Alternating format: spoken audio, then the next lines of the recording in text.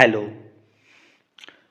Hello नमस्कार दोस्तों। आप सभी का स्वागत है आपके अपने यूट्यूब चैनल AB97 क्लासेज में। मैं अजय सिंह आपका फिर से हार्दिक स्वागत करता हूं। आज की इस वीडियो में हम ताम्रपाषाणिक संस्कृति चालकोलिथिक कल्चर के बारे में हम अध्ययन करेंगे।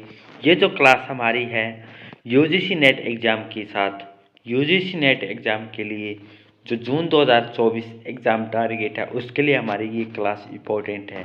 इसके साथ साथ जो आरपीएससी एग्ज़ाम और एचपीएससी असिस्टेंट प्रोफेसर एग्ज़ाम है उनके लिए ये भी क्लास हमारी इम्पोर्टेंट रहने वाली। इसके साथ साथ जो टीजीटी पीजीटी है उसके लिए भी एक क्लास हमारी बेहतरीन रहने वाली है। बात करें इसमें हम ताम्रपाषाणिक संस्कृति हम अध्ययन करेंगे। इससे पहले हम बात करें तो कौन सा चैप्टर हम कर चुके हैं, 3 अध्याय हम कर चुके हैं। पहला जो हमारा अध्याय था वो था इतिहास और उसके इतिहास के बारे में और भारत के नामकरण के बारे में, भारत के नामकरण के बारे में वो हम कर चुके हैं अध्ययन। इसके बाद अगर बात करें नामकरण के बाद हमने जो हमारा स्रोत है, सोर्स से संबंधित जो क्वेश्चन थे वो हम अध्ययन कर चुके हैं। सोर्स से संबंधित हमारे क्वेश्चन थे वो हम अध्ययन कर चुके हैं। इसके बाद हम तीसरा जो हमारा अध्याय था वो था सिंधु सभ्यता। किससे संबंधित था? सिंधु सभ्यता। सिंधु सभ्यता से हम अध्ययन जो हमारे क्वेश्चन बनने की संभावना थी, इम्पोर्टेंट पॉइंट हम अध्ययन कर चुके हैं। और आज का जो हमारा अब अध्याय है नंबर 4 वो है ताम्रपाषाणिक संस्कृति। इसके बारे में हम अध्ययन करेंगे, डिस्कशन करेंगे। और ये जो यहाँ से हमारे यूजीसी नेट परीक्षा में एक क्वेश्चन यहाँ से हमारा बन सकता है। तो शुरू करते हैं। Chalcolithic culture. भारतीय उपमहाद्वीप के कुछ हिस्सों में तांबे का प्रयोग। ताम्रपाषाणिक संस्कृति चालकोलिथिक कल्चर को क्या कहा जाता है? तांबे के कारण। किसके कारण? तांबे के कारण। 3000 ईसा पूर्व से शुरू हो गया था। उत्तर भारत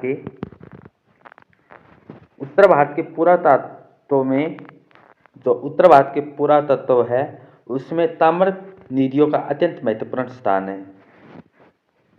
तांबे के उपकरण कांटेदार बर्छी भारत में सबसे पहले 1822 में कानपुर के बिठूर नामक स्थान से मिला है। इंपॉर्टेंट क्वेश्चन है यहाँ से, तो हमारा इंपॉर्टेंट क्वेश्चन बन सकता है। भारत में सबसे पहले 1822 के कानपुर के बिठूर नामक स्थान से हमें तांबे के उपकरण मिले हैं। तो ताम्रपाषाण संस्कृति हम अध्ययन कर रहे हैं। सबसे पहले तांबे का जो उपकरण हमें मिला है, बर्छी मिला है कांटेदार, वो 1822 में कानपुर के बिठूर नामक स्थान से मिला है। इंपॉर्टेंट है, अंडरलाइन है, जो भी कर सकते हो या नोट कर सकते हो जरूर कीजिए इस पॉइंट को। 1822 में कानपुर के में हमारे बिठूर है नामक स्थान, वहाँ से तांबे का उपकरण हमें मिला है। सबसे बड़ी ताम्र निधि मध्य प्रदेश के गुंगेरिया से प्राप्त हुई है। बात यहाँ 2 क्वेश्चन हमारे बन रहे हैं यहाँ से, इसी स्लाइड से, इसी 2 लाइनों से। तांबे का उपकरण सबसे पहले भारत में कहाँ मिला है? वो 1822 में कानपुर के बिठूर नामक क्या मिला है? कांटेदार बर्छी हमें मिली है। पहला जो पॉइंट हमारा हुआ। नेक्स्ट जो हमारा पॉइंट यहाँ से, सबसे बड़ी ताम्र निधि जो प्राप्त हुई है वो कहाँ से? एक तो सबसे पहला जो प्राप्त हुआ है वो कानपुर से हुआ है। दूसरा हमने सबसे बड़ी जो ताम्र निधि हमें मिली है वो मिली है एमपी के गुंगेरिया से।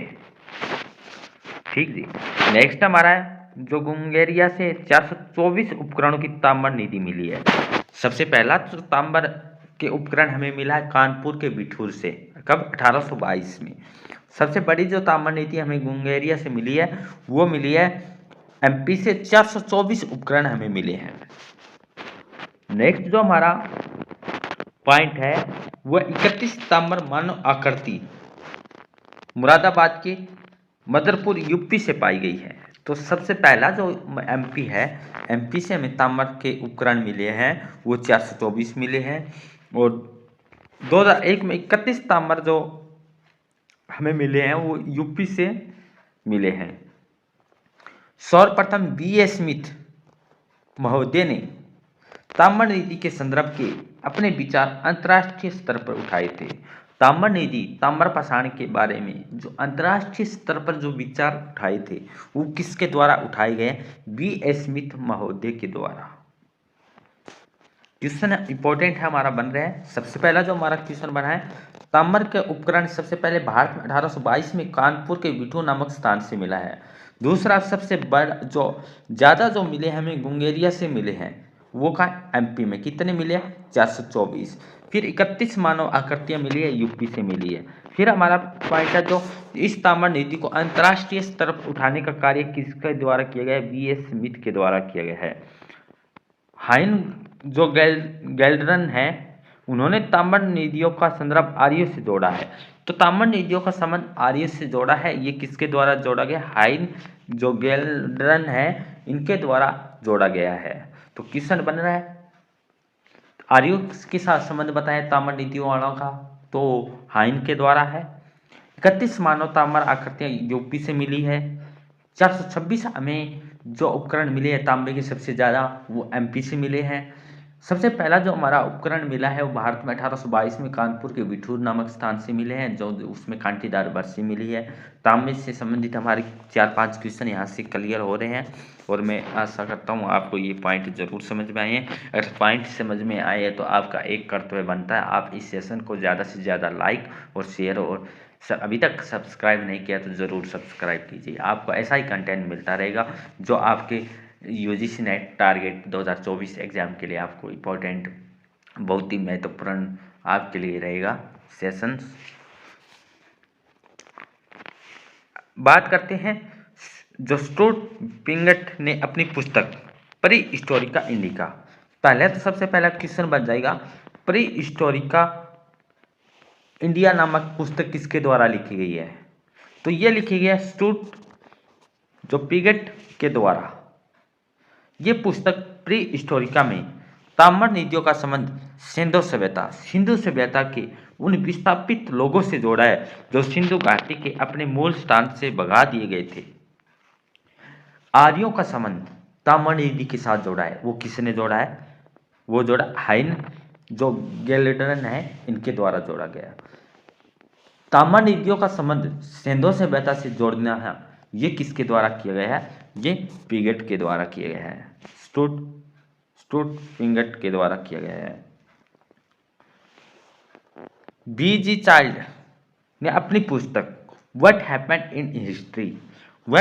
इन हिस्ट्री पुस्तक किसके द्वारा है? B.G. चाइल्ड के द्वारा।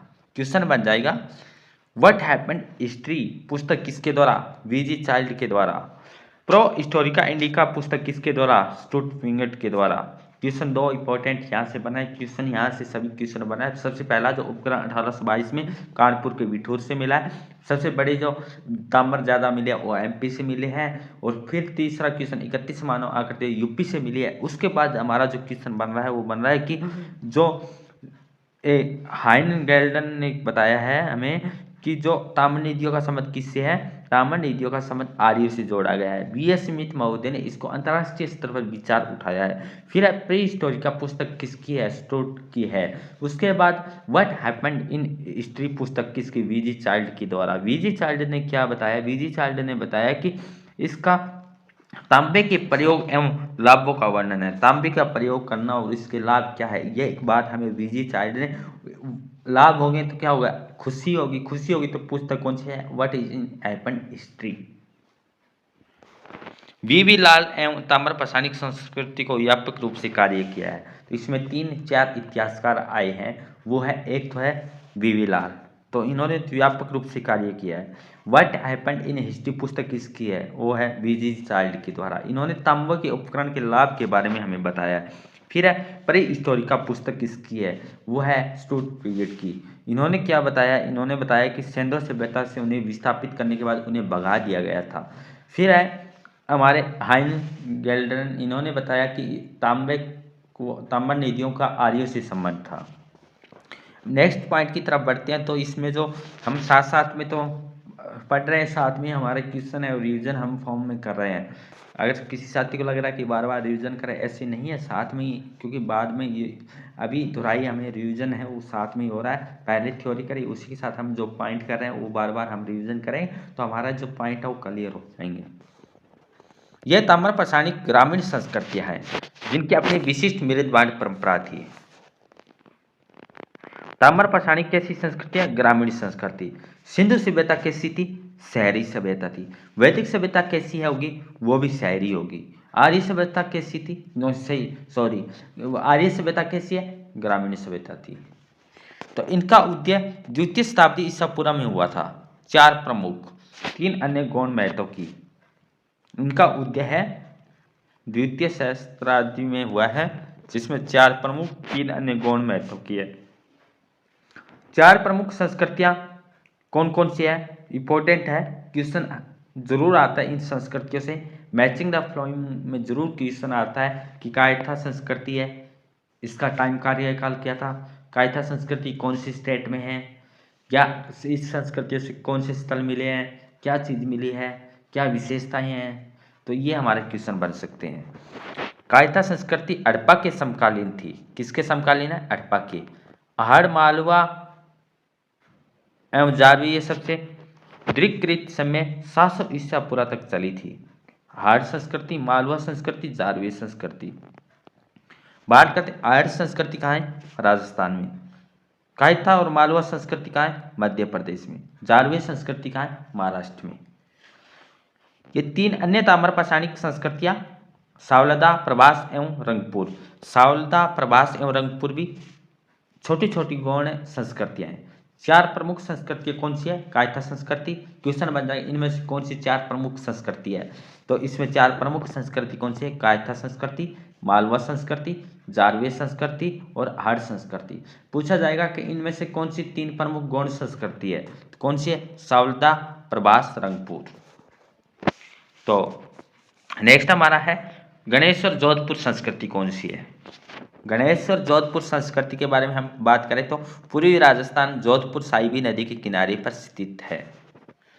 गणेश्वर जोधपुर संस्कृति पूर्वी राजस्थान, जोधपुरा साहिबी नदी के किनारे पर स्थित है, जहां से सर्वप्रथम गणेश्वर जोधपुरा संस्कृति के प्रमाण हमें मिले। सबसे पहले गणेश्वर जोधपुरा संस्कृति के प्रमाण हमें कहाँ मिले?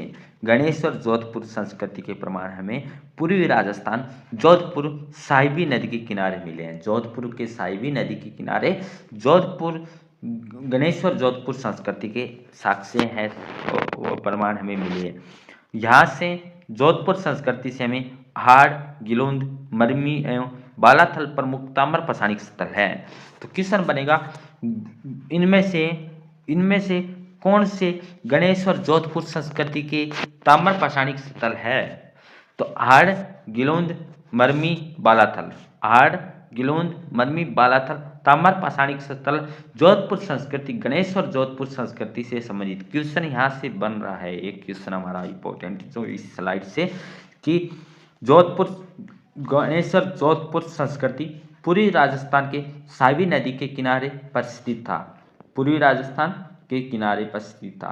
कथन एक सही है हमारा। दूसरा है ये सर्वप्रथम गणेश्वर जोधपुर संस्कृति के यहाँ प्रमाण मिले हैं। इसमें जो स्थल मिले हैं वो हमें आहड़, गिलोंद, मरमी और बालाथल ताम्र पाषाणिक, क्योंकि कारण और कथन दोनों ही स्टेटमेंट सही बन रही है। ऐसे क्वेश्चन, ये स्थल बनास नदी के क्षेत्र में है।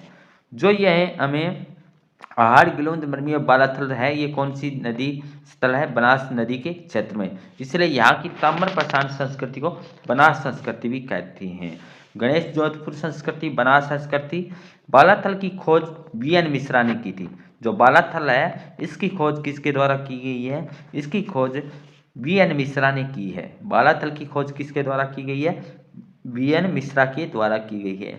न्यूनतम ज्ञात स्थल है बालाथल से रेड स्लिप वेयर, इंपॉर्टेंट है, अंडरलाइन कर लेना कि बालाथल से रेड स्लिप वेयर, लाल लेप, मृदभांड, बेर था यू आकार के चूल्हों का प्रमाण हमें मिलता है। इम्पोर्टेंट पॉइंट हमारा यहाँ से क्या बन रहा है कि गणेश्वर जोधपुर संस्कृति सावी नदी के किनारे स्थित है। गणेश्वर जोधपुर संस्कृति के प्रमाण हमें मिले हैं। इस संस्कृति से हमें अहाड़, गिलोंद, मरमी और बालाथल ताम्र पाषाणिक स्थल भी है। और ये अहाड़, गिलोंद, मरमी, बालाथल ये स्थल हमें बनास नदी के क्षेत्र में है। बनास नदी के क्षेत्र में है। ये यहाँ की ताम्र पाषाण संस्कृति को बनास संस्कृति भी कहते हैं। यहाँ की ताम्र पाषाण संस्कृति को बनास संस्कृति भी कहते हैं। एक स्थल जो बालाथल है इन चारों में से, इसकी खोज BN मिश्रा ने की है। तो बालाथल की खोज किसके द्वारा की गई है? बालाथल की खोज BN मिश्रा ने की है। ये एक न्यूनतम ज्ञान स्थल है। बालाथल में हमें क्या मिला है? रेड स्लिप वेयर मिला है, लाल मृत भांड भी मिला है, बेर और यू आकार के चूल्हे का प्रमाण भी हमें मिला है। गणेश्वर के दोहरे छल्ले और पेन हड़प्पाई स्थलों से भी मिलते हैं। हाड़ के बारे में हम अध्ययन करें। हाड़ संस्कृति नदी के तट पर है। हाड़ क्या है? हाड़ संस्कृति हाड़ नदी के तट पे है, इसलिए इसे हाड़ संस्कृति भी कहा जाता है। उदयपुर जिले में है। हाड़ संस्कृति किस जिले में है? उदयपुर जिले में है। हाड़ कौन सी नदी के किनारे है? हाड़ नदी के किनारे हैं। इसके स्थानीय लोगों को धूलकोट के नाम से जाना जाता है। स्थानीय लोगों को किस नाम से जाना जाता है? धूलकोट के नाम से जाना जाता है। हाड़ संस्कृति हाड़ नदी के किनारे पे, और इसे उदयपुर जिले में इसके यहाँ के लोगों को धूलकोट के नाम से भी जाना जाता है। हाड़ की खोज रतन चंद्र अग्रवाल ने की थी। हाड़ की खोज किसने की थी? रतन चंद्र अग्रवाल ने की थी। हाड़ का प्राचीन नाम ताम्रवती अर्थात तांबे वाली जगह है। हाड़ का प्राचीन नाम ताम्रवती है, तांबे वाली जगह है। कहाँ है? उदयपुर में है। और इसे हाड़ संस्कृति भी कहा जाता है। हाड़ नदी के किनारे यहाँ के लोगों को धूलकोट कहा जाता है। इसकी खोज रतन चंद्र अग्रवाल ने की थी। ये स्पष्ट रूप से तांबे को गलाने की प्रक्रिया के प्रमाण हमें मिलते हैं। यहाँ से हाड़ से हमें स्तूप का कलश, मनोती कुंड आदि के साक्ष्य भी हमें मिले हैं। हाड़ से तांबे का प्रयोग साक्ष्य तो प्राप्त हुआ है, परंतु यहाँ के कोई उपकरण है वो नहीं मिलते। बहुमुखी चूल्हा पर पैर से चालित चक्की, सूत काटने के चरखे, लोहे की वस्तुओं की प्राप्ति हुई है। पुरातत्वविद है, इन्होंने यहाँ से उपमहाद्वीप में लोहे के उपयोग का प्राचीनतम साक्ष्य माना है। हाड़ संस्कृति का सबसे प्रमुख विशेषता क्या है? टेराकोटा के बेल। हाड़ संस्कृति की प्रमुख विशेषता क्या है? टेराकोटा के बेल। तो हाड़ के बारे में क्या क्वेश्चन बने हैं? हाड़ कौन सी नदी पे है? हाड़ है वो हाड़ सभ्यता है वो हाड़ नदी के तट पे है। कौन से जिले में? उदयपुर जिले में है। यहाँ के लोगों को क्या कहा जाता है? धूलकोट कहा जाता है। यहाँ की खोज किसने की थी? रतन चंद्र अग्रवाल ने की थी। इसके नाम क्या है? ताम्रवती, तांबे वाले की जगह है।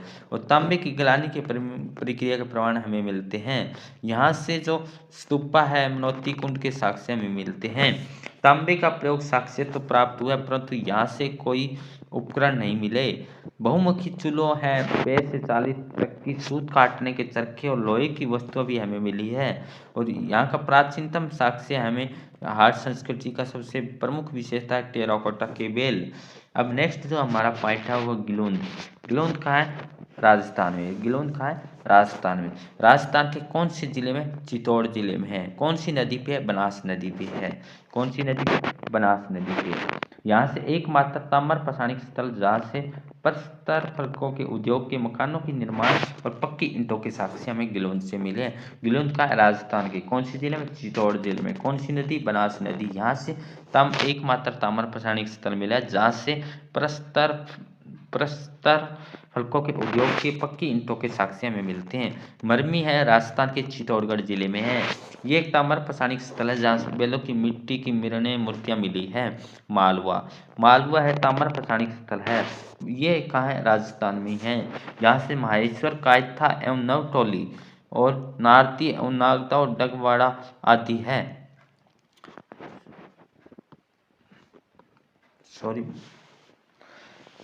देगवाड़ा यज्ञवेदी के अवशेष भी हमें मिले हैं। मालवा संस्कृति शव को घरों के नीचे ही दफनाया जाता था। शव को उत्तर से पश्चिम दिशा में रखा जाता था। नागदा से हाथीदांत की एक मानव आकार की मूर्ति है वो प्राप्त हुई है। एरंड से विशाल मिट्टी की सुरक्षा प्राचीर भी मिला है। कायथा संस्कृति इसलिए मालवा संस्कृति को भी कायथा संस्कृति भी कहा जाता है। मालवा और कायथा संस्कृति, मालवा को कायथा संस्कृति भी कहा जाता है। कायथा की खोज BS वांकणकर ने की थी। कायथा संस्कृति हड़प्पा संस्कृति के समकाल माना जाता है। उज्जैन के निकट काली सिंधु नदी के तट पर स्थित है। इसी स्थल को साहित्य में कपित कहा जाता है, जो वराहमिहिर की जन्म स्थली है। नेक्स्ट पॉइंट, एक नीचे पॉइंट हमारा इसमें क्या है, कुछ पुरातात्विद कायथा को सावलदा संस्कृति का दूसरा केंद्र मानते हैं। सावलदा का दूसरा केंद्र हमें कायथा संस्कृति को मानते हैं। मालवा संस्कृति के मृद भांड ताम्र पाषाणिक मृद भांडों के सर्वश्रेष्ठ माने गए हैं। हल्के लाल या गुलाबी रंग के हैं। जो यहाँ के जो मृद भांड है हल्के और या गुलाबी रंग के हैं, जिनके ऊपर काले रंग का अलंकरण भी किया गया है। मालवा संस्कृति के मृद भांड समस्त ताम्र पाषाणिक मृद भांडों में सर्वश्रेष्ठ माने गए हैं। हल्के लाल या गुलाबी रंग के हैं, जिनके ऊपर काले रंग का अलंकरण भी किया गया है। कायथा से एक घड़े में 40,000 मनका के दाने मिले हैं। कायथा से एक घर में तांबे की 28 या 29 चूड़ियाँ, 175 मनके और अगेट का हार मिला है। 160 मनकों वाले कोलियन हार और 2 कुल्हाड़ी मिली है। कायथा से चने और मूंग के अवशेष भी हमें मिले हैं। कायथा संस्कृति है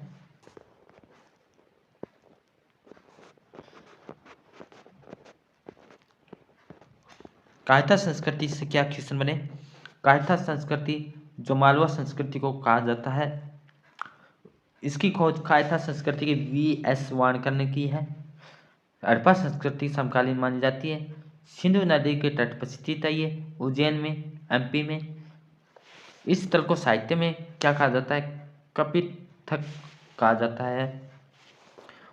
ये स्थान जो वरमियार की जन्मस्थली है। मालवा संस्कृति के मृद भांड समस्त ताम्र पाषाणी मृद भांडों को सर्वश्रेष्ठ माने गए हैं। हल्के लाल या गुलाबी रंग के हैं, ऊपर काले रंग का अलंकरण भी किया गया है। कायथा संस्कृति घड़े में 40,000 मनके के दाने मिले हैं। एक घर में तांबे की 28-29 चूड़ियाँ हैं। 175 मनके वाला अगेट का हार मिला है। 160 मनकों वाले कॉर्नियल हार मिले हैं। 2 कुल्हाड़ी मिली है। कायथा से चने और मूंग के अवशेष भी हमें मिले हैं। सावलदा संस्कृति पश्चिमी दक्कन की प्राचीनतम कृषक संस्कृति सावलदा एवं तापी घाटी में स्थित से प्राप्त होती है। कौन सी घाटी से, तापी घाटी से। सावलदा संस्कृति की शुरुआत 3000 ईसा पूर्व में की गई है। इसका विस्तार तापी और उत्तरी महाराष्ट्र की गोदावरी नदी के बीच है। सावलदा संस्कृति की विशेषता चाक से बने चॉकलेटी मृद भांड है। नवदा टोली MP के खरगोन जिला के नर्मदा नदी घाटी पर है। इसका उत्खनन HD संकालिया ने किया था। यह महाद्वीप का सबसे विस्तृत उत्खननित ताम्र पाषाणिक स्थल है। नवदा टोली से तकली बर्तन और 4 मंदिरों की आकृति और अग्निवेदिका भी प्राप्त हुई है। महाराष्ट्र, यहाँ के प्रमुख स्थलों में महाराष्ट्र में कौन से हैं, जारवे, नेवासा, चंदौली, प्रकाश, इनामगांव, दैमाबाद, भाल एवं सोनगांव। जारवे, नेवासा, चंदौली, इनामगांव, दैमाबाद, भाल और सोनगांव महाराष्ट्र के प्रमुख जारवी संस्कृति है। महाराष्ट्र के दक्कन में ताम्र पाषाणिक संस्कृति को जारवी संस्कृति भी कहा जाता है। संपूर्ण महाराष्ट्र की ताम्र पाषाणी इनामगांव में सबसे विस्तृत और विशद उत्खनन कार्य किया है। जारवी गोदावरी की सहायक प्रवरा नदी के तट पर है।